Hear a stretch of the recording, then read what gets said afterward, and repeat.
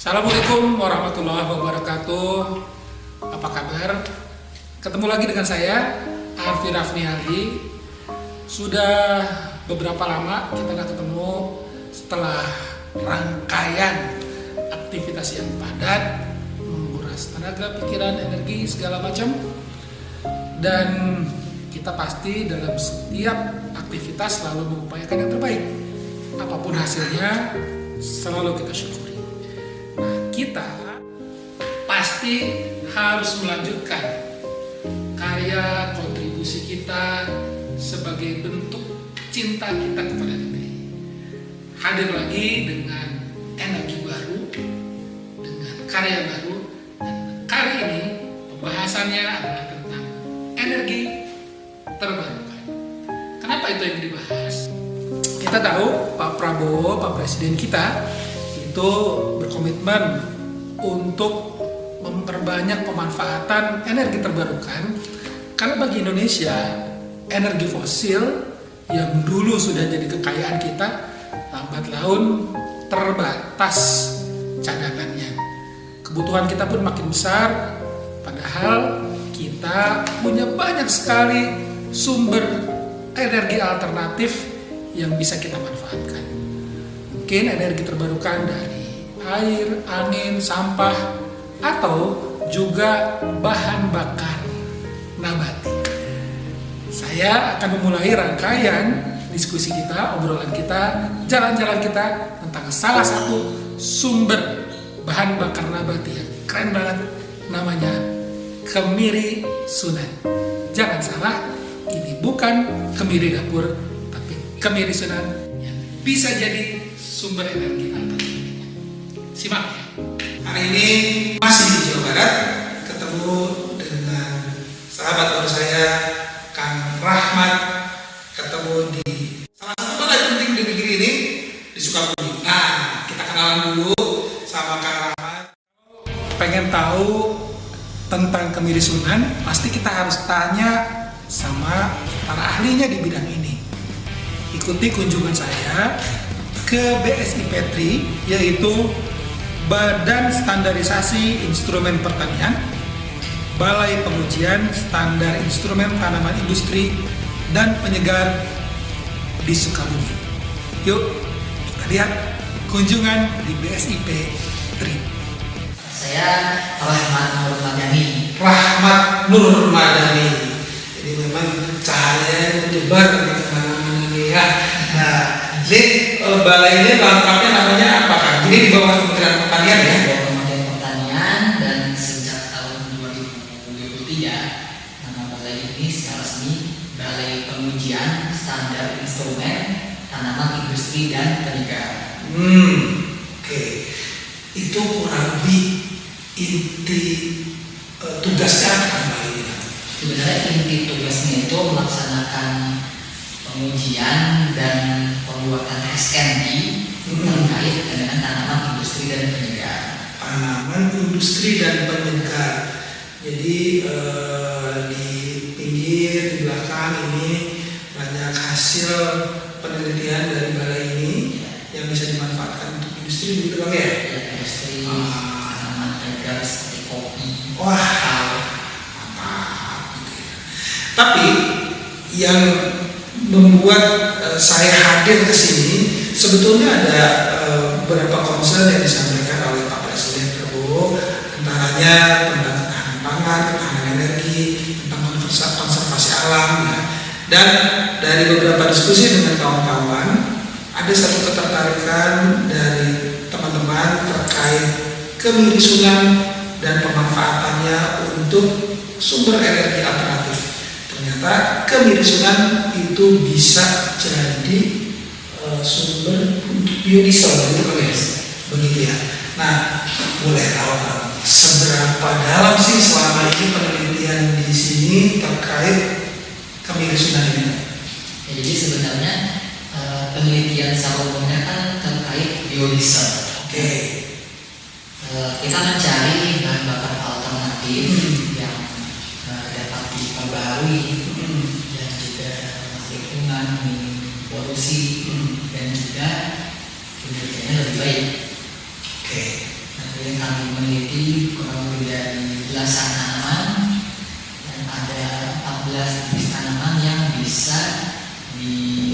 menjadi biodiesel.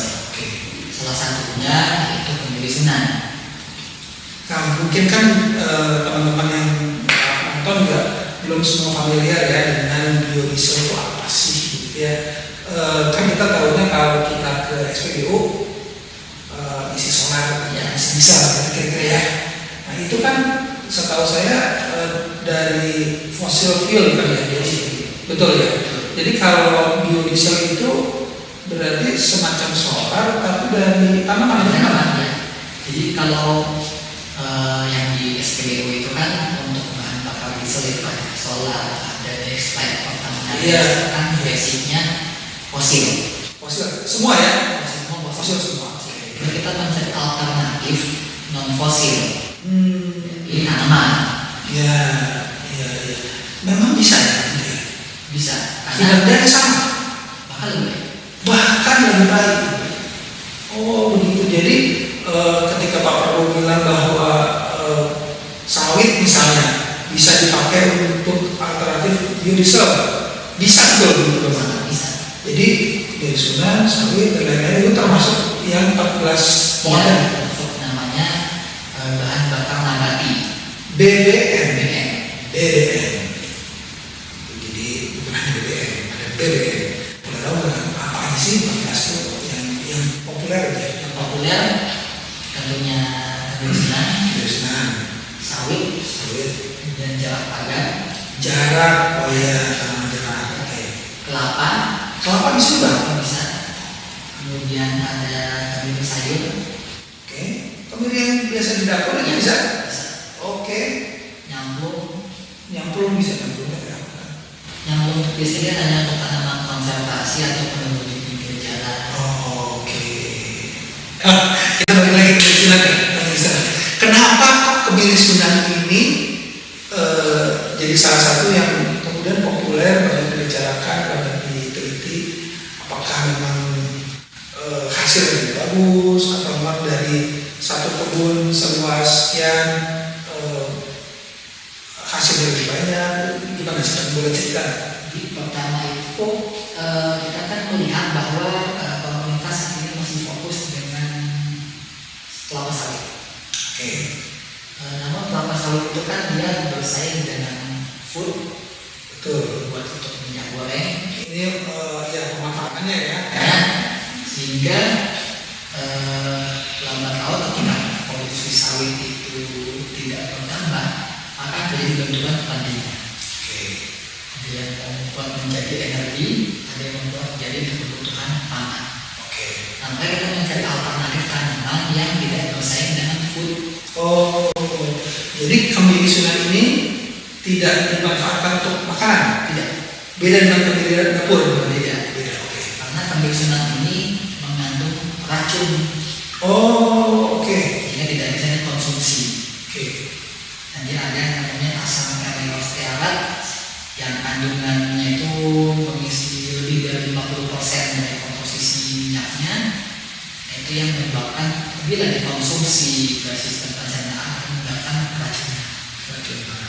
Tapi untuk energi Itu tapi karena dia memiliki kandungan minyak yang tinggi, kandungannya itu bisa sampai 50%, termasuk yang tertinggi dibanding tanaman-tanaman yang sudah diuji. oke. Itu dia prospeknya lebih baik. Kan saya pengen tahu aja nih, misalnya ya ada kebun 1 hektar misalnya ya. Itu bisa isi berapa banyak tanaman kemiri Sunan? Tidak ada dari jarak tanam. Jarak tanam itu kan paling kecil 7 kali 7. Jadi satu pohon lain jaraknya 7 meter. Ke sebelah sana 7 meter juga. Oke. Jadi kalau 7 kali 7 paling banyak dalam satu hektar itu kan ditanam 169 pohon. Oke. Nah dari 169 pohon ini untuk tingkat produksi itu cukup tinggi, bisa sampai 15 ton per hektar. 15 ton itu apa kan? 15 ton buah. Buah. 15 ton buah. Jadi dari 1 hektar tanaman kemiri Sunan itu kira-kira 169 pohon. Situ bisa ada 15 ton buah kemiri Sunan. Nanti buah itu yang diolah atau gimana? Nah bisa kita olah dengan tahapan prosesnya sehingga bisa diperoleh minyaknya, dan dari minyaknya itu bisa kita olah menjadi biodiesel. Kalau disimplifikasikan proses urutannya dari buah ke apa? Dari buah kita ambil kernelnya. Karena itu intinya warna putih. Kalau di bumbu sayur itu yang putih itu yang digunakan. Nah, iya. Bentuknya sama. Bentuknya sama. Oh, tapi hati-hati berarti karena bentuknya sama, ini beracun ya kalau kemilisunan. Jangan salah ini dimasak. Jangan berbeda ada di bentuk buahnya. Bentuk buahnya beda. Oke, ini jangan salah. Terus dari kernel itu dapat gimana? Dari kernel kita ekstrak minyaknya, dipres oleh minyak, dan terus minyak itu sudah siap untuk diolah proses lanjut menjadi biodiesel. Langsung bongkar ya. Ini apa? Itu data. Ini kernel kemiri sunan. Kernelnya kemiri sunan. Jadi dari buah dilakukan pementasan daging, kemudian diperoleh tempurung. Dari kurang lebih 15 ton buah itu jadi berapa banyak ini? Nah, kalau dari 15 ton buah paling sedikit minyaknya itu sekitar 6 ton. Minyaknya aja 6 ton. Berarti kalau kita urut dari awal ke akhir, dari 1 hektar kebun kemilisunan, kira-kira produksi bisa 6 ton minyak. Seberapa sering kayak begini kita bisa ambil buah itu? Untuk buah itu dia tanaman-tanaman. Oke, tanaman-tanaman. Nah, untuk musim panennya itu November Desember. Oke, berarti setahun itu sekali kita panen. Setahun sekali kita panen. Oh, kalau dari mulai menanam di awal itu tahun keberapa tanaman itu mulai bisa buah dan bisa diolah?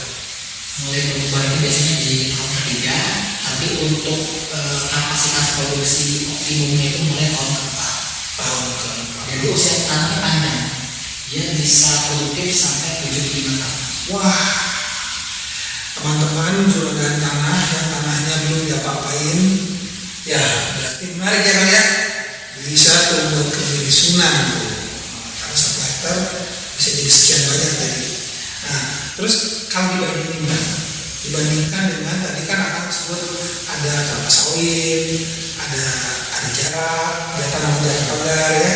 Itu apakah dalam 1 hektar itu yang lain itu lebih banyak atau lebih sama dengan kemilisunan ini? Kalau untuk tanaman-tanaman lain selain sawit, Ya. itu dia hasil produksinya lebih sedikit, Ya. lingkungannya lebih rendah, dan ini secara umumnya kita nggak mungkin juga bahas satu. Ya. Dan usia produktifnya juga lebih rendah. Oh, Oke. Tahu. Iya. Jadi sebagai selama kemilisunan. Jadi selain dengan sawit, si kemilisunan ini dia menghasilkan minyak lebih banyak, kandungan minyaknya juga lebih bagus, dan usia produktifnya juga lebih panjang. Oh, jadi nilai ekonomis dari kemilisunan ini juga memang tinggi banget ya untuk sumber energi. Nah, kalau sawit memang dia lebih banyak produksinya. Kalau dengan sawit memang sedikit lebih banyak. Tapi itu juga faktor karena kalau sawit itu kan industrinya sudah lebih mapan. Iya. Karena kemilisunan ini masih merintis, belum banyak yang mempraktekkan. Kalau nanti sudah ada skala produksi yang besar, perusahaan yang serius, boleh jadi sama tuh.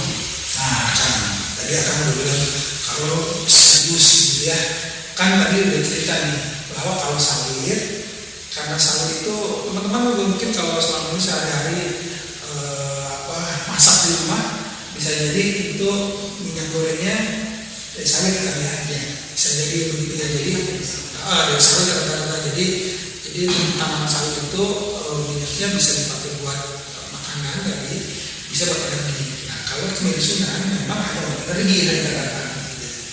Berarti kan kalau sawit sudah dari sebuah industri yang besar dengan segala macam merek-mereknya kan banyak banget ya.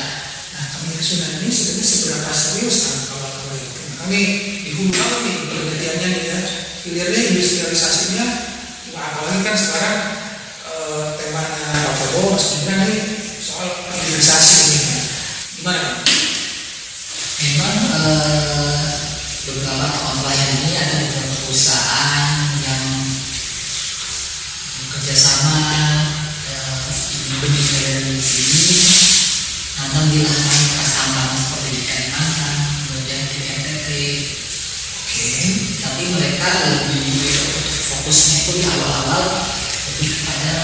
konservasi lahan. Konservasi lahan artinya apa? Kita pemulihan lahan. Pemeliharaan. Jadi lahan bekas tambang. Tambang yang sudah bisa dibilang kalau dari segi untuk ditanam itu sudah rusak, dan bisa kita pemulihan ke tanam pembusukan, maka berlangsung beberapa tahun lahannya akan pulih. Oh, jadi kelebihannya tanaman kemirusunan ini, dia kan biasanya lahan bekas tambang ini nggak semua tanaman bisa tumbuh ya. Kemirusunan ini kuat justru ya. Maka kalau di NTT itu istilah kami bercandaannya itu bukan nanam di tanah berbatu, tapi nanam di batu bertanah.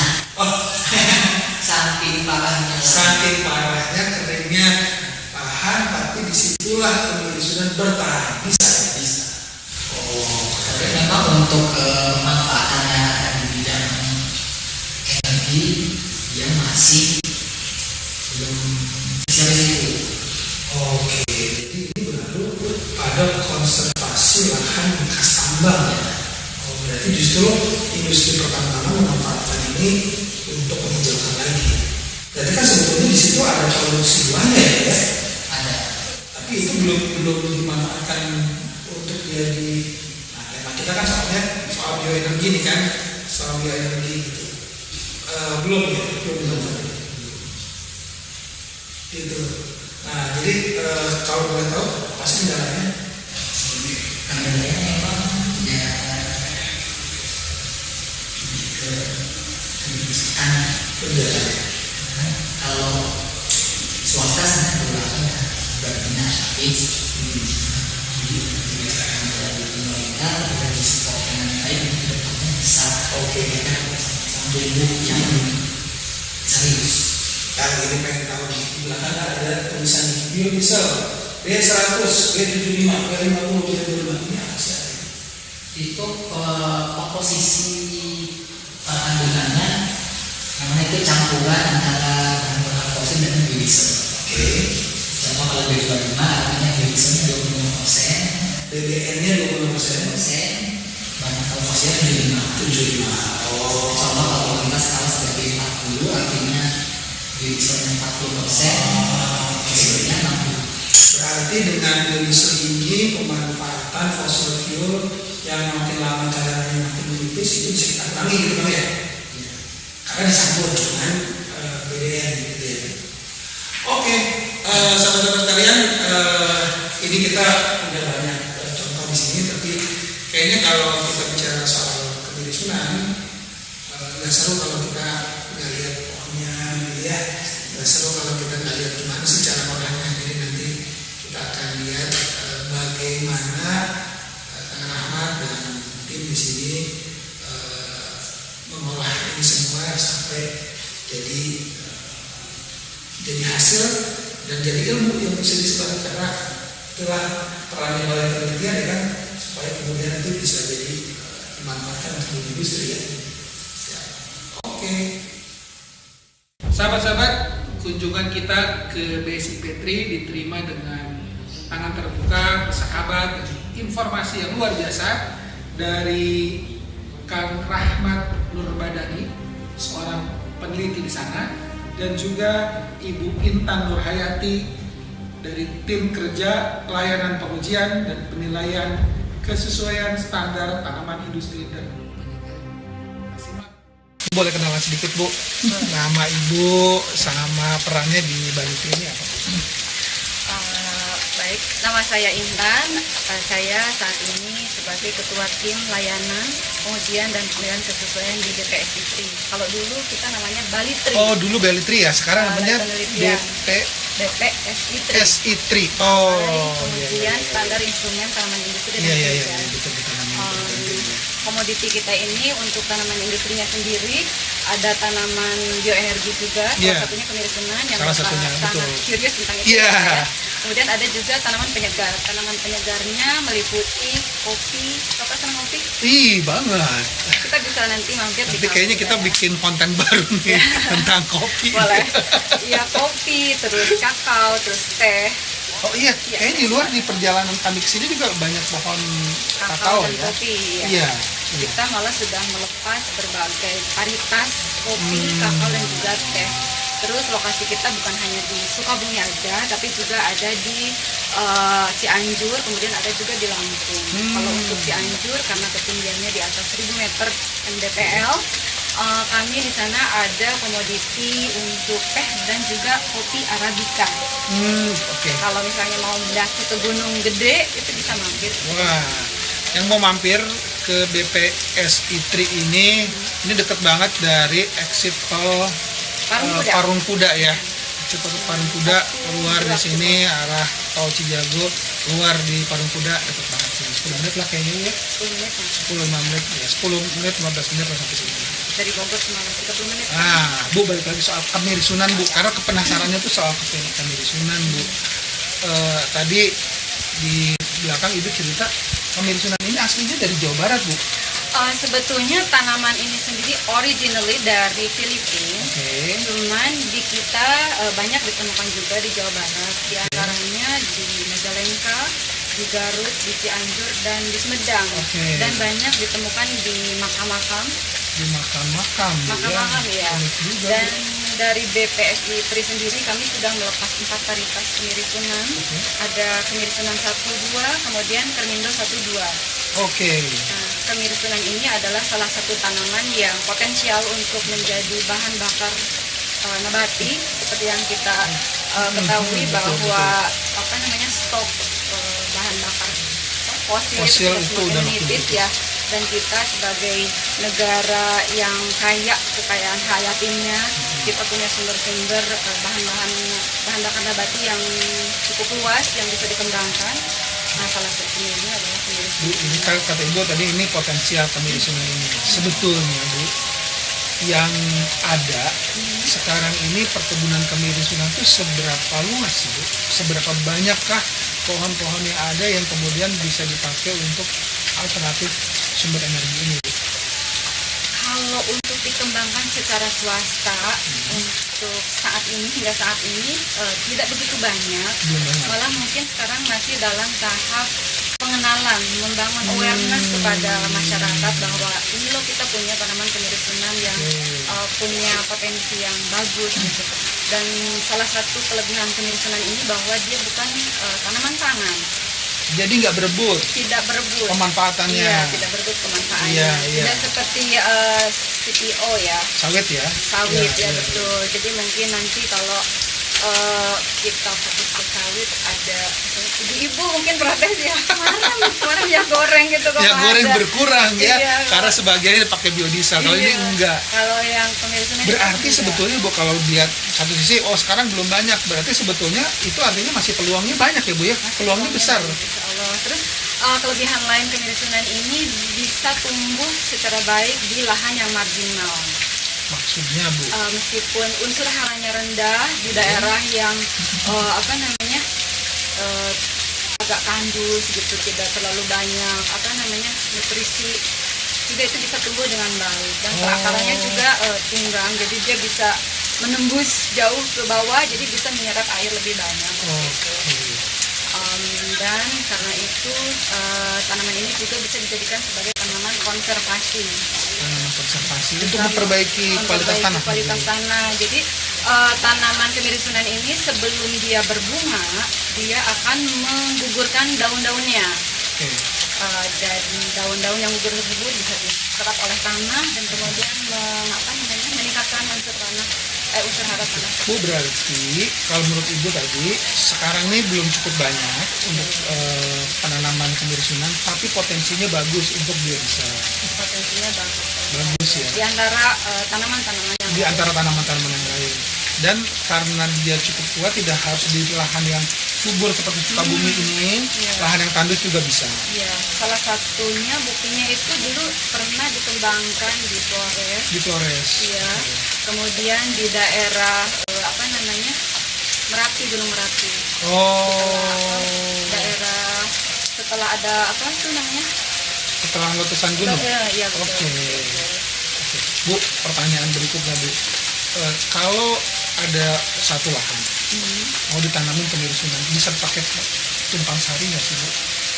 Ada nggak sih tanaman-tanaman yang cocok untuk ditanami bersamaan atau yang nggak boleh nih bareng-bareng sama kemiri Sunan? Sepertinya bisa aja karena kemiri Sunan tidak terlalu rakus, tidak terlalu rakus untuk unsur hara ya. Oke. Tapi untuk itu mungkin kita perlu pengajian yang lebih lanjut. Kalau yang sudah pernah dicoba di sini ada nggak yang maksudnya dia barang-barang kemiri Sunan dia coba ditumbuhkan gitu? Untuk kami sendiri di sini ya Pak ya, kami lebih ke kemiri Sunan ini sebagai tanaman koleksi. Oke. Iya, tanaman koleksi saja. Jadi belum ada pengkajian yang lebih lanjut di sini. Bagaimana kemiri Sunan ini bisa intercropping dengan tanaman yang lain. Jadi mungkin ada teman-teman atau pihak yang lain yang bisa mengembangkan ke arah tersebut. Bu, ada pesan nggak? Mungkin ada teman-teman peneliti mungkin atau teman-teman misalnya anak-anak muda yang akan jadi startup nih, energi terbarukan kan lagi happening gitu istilahnya Bu ya. Kira-kira ada pesan nggak dari Ibu soal peluang kemiri Sunan ini untuk teman-teman gitu? Buat teman-teman, terutama generasi muda di Indonesia, kita harus berbangga bahwa kita ini hidup di Indonesia yang sungguh kaya, memang betul sungguh kaya ya.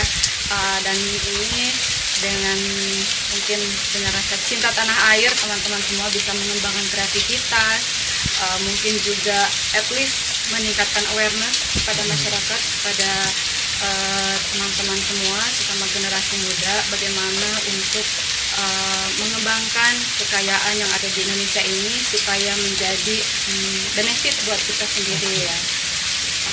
Karena sebetulnya kita punya potensi yang cukup tinggi untuk tumbuh menjadi salah satu negara penghasil bahan bakar nabati yang merupakan masa depan energi kita semua kan ya. Karena pada akhirnya sumber energi dari fosil itu akan menipis dan akan hilang mungkin ya, seperti itu. Iya betul. Dulu zaman angkatan kita kali dulu ya, ada ekspor tuh migas non migas. Sekarang kan udah enggak ya Bu ya. Jadi importir gitu kan. Memang bahan bakar nabati yang tadi Bu Intan sebut itu jadi masyarakat.